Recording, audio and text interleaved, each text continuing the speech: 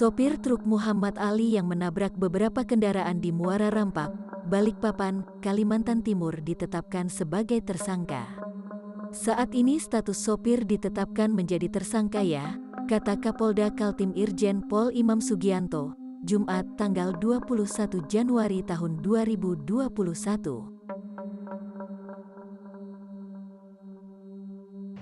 Kota Balikpapan berduka, kecelakaan maut kembali terjadi di Simpang Rapa, Kecamatan Balikpapan Utara, Jumat 21 Januari 2022. Kecelakaan maut terjadi sekitar pukul 6.20 waktu Indonesia Tengah. Kecelakaan ini bermula dari satu truk kontainer yang menabrak sejumlah kendaraan. Menurut keterangan resmi dari polisi, truk tronton berplat KT 8534AJ yang membawa kontainer mengalami remblong dan menabrak 6 mobil, yakni 2 angkutan umum, 2 mobil pribadi, dan 2 pick-up. Selain menabrak mobil, truk tronton ini juga menabrak 14 motor. Sementara itu, jumlah korban ada 5 orang yang meninggal dunia dan belasan orang lainnya mengalami luka.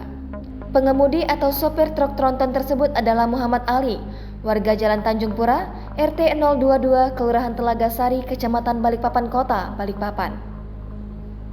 Sopir truk tronton telah diamankan polisi setelah kecelakaan beruntun tersebut.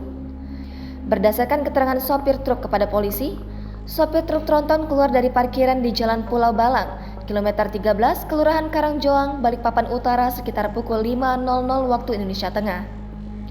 Truk tronton tersebut membawa muatan kontainer 20 feet yang berisi kapur pembersih air dengan total berat 20 ton.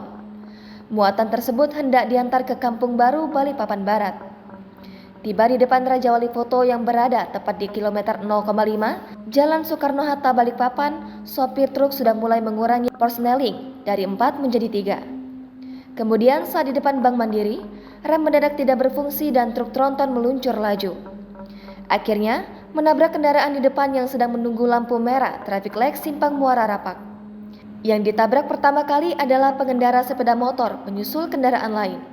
Bahkan tiang lampu traffic light ikut roboh tertabrak dan pagar pembatas rusak.